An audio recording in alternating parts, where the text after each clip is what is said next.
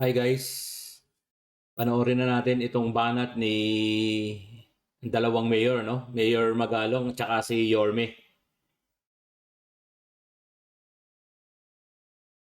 Yung Facebook live din na galit na galit. Parang hindi yung maze ko yung nakita namin kanina. Parang meron kayo in-inspection ng isang construction site. Yes. At ipinakandado nyo, pinakukupis kayo yung mga equipment doon. Ano po yung konteksto doon? Ano po yung kwento sa likod doon? Bakit po ipinatigil nyo yung itinatayong proyekto ng isang congressman? Oh. Ang initial, kasi magpapatayo kami ng bagong library. Tapos nakita ko biglang giniba yung basketball court doon na pag-aari ng lungsod ng Maynila.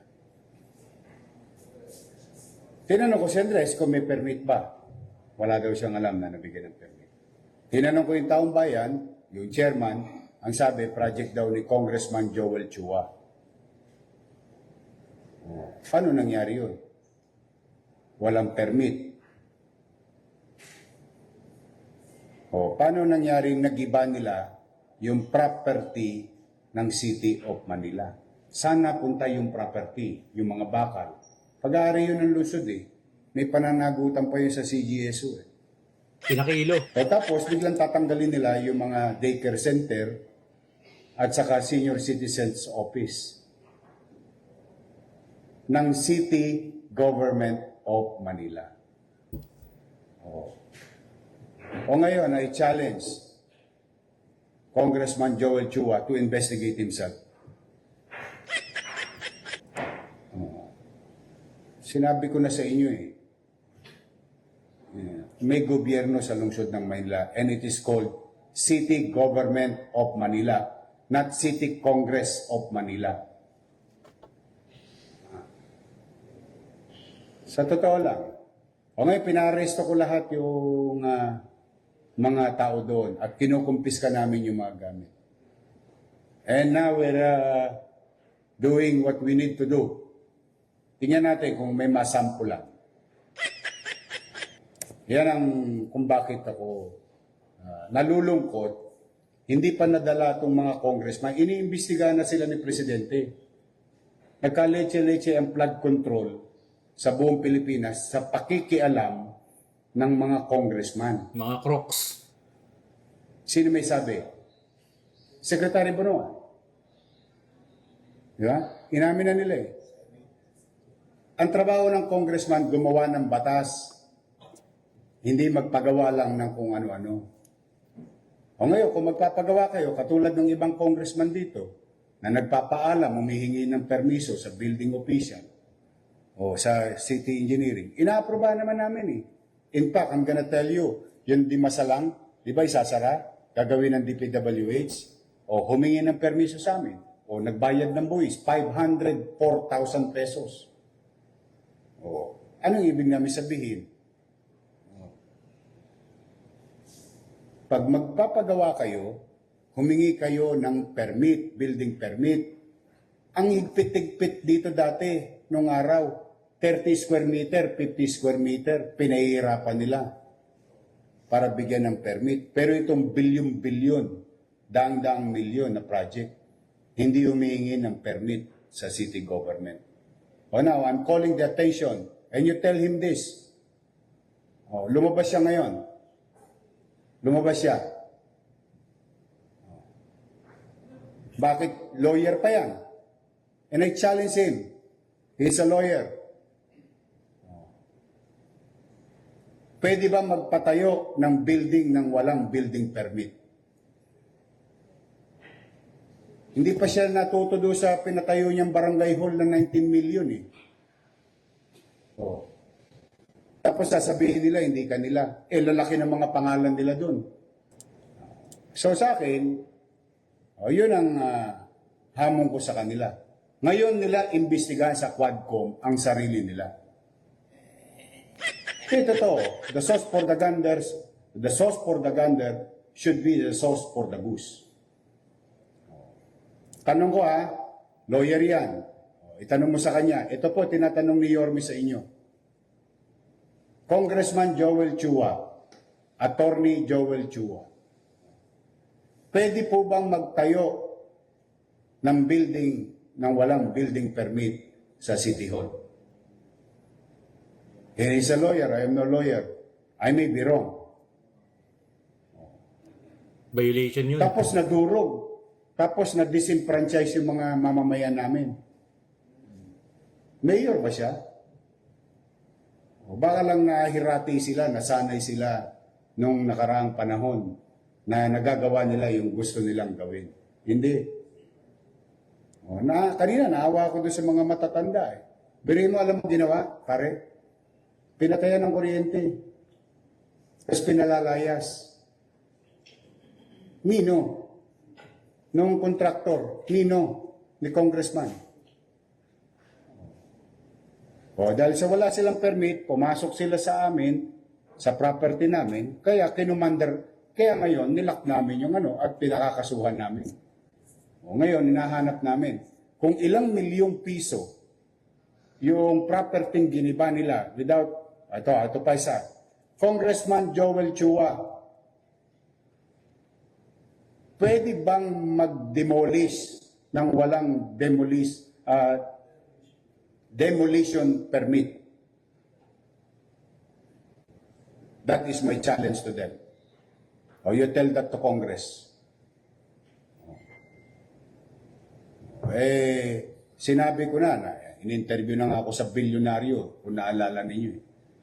Sinabi ko na yan, nagpa-abiso na ako. Baka kala nila, mga superman sila dyan. Basta ako, may pananagutan sa taong bayan.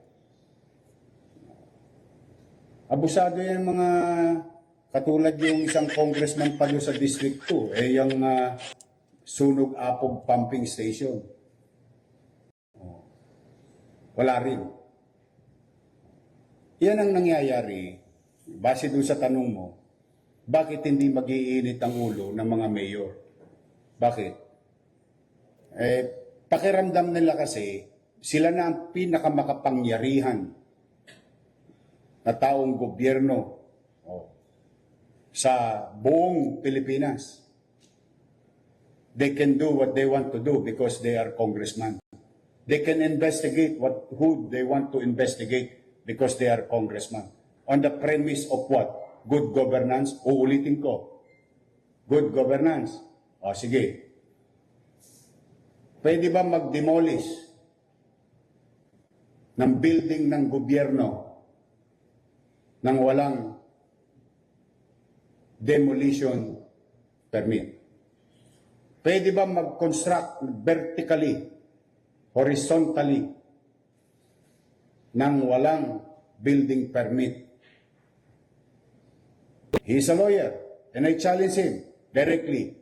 Chua pwede. Sabihin niya ngayon kung alin ang tama at mali. Baka mas magaling siya sa akin kasi lawyer siya. Iyon ang ko. Kaya ako talaga, basta ako, poproteksyonan ko ang karapatan ng mga taga Maynila because that is my obligation. Now, kung hindi sila hihinto sa pang-aabuso nila sa kanilang kapangyarihan,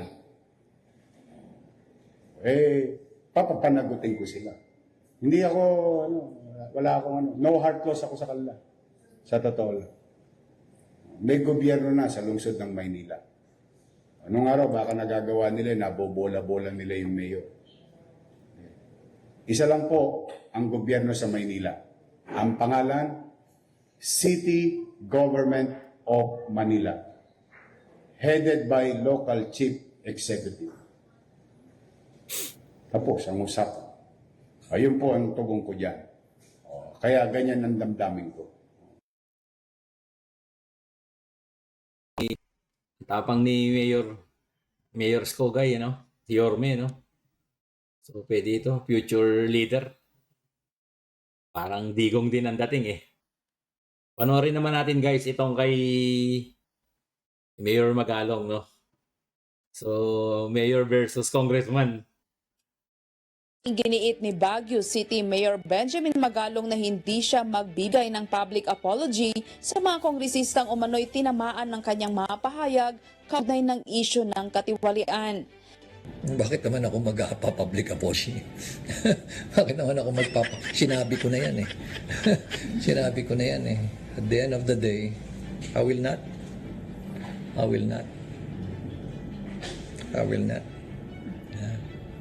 Tingnan nga natin kung saan pupunta yung kanilang investigasyon o yung kanilang committee hearing. Hintayin natin.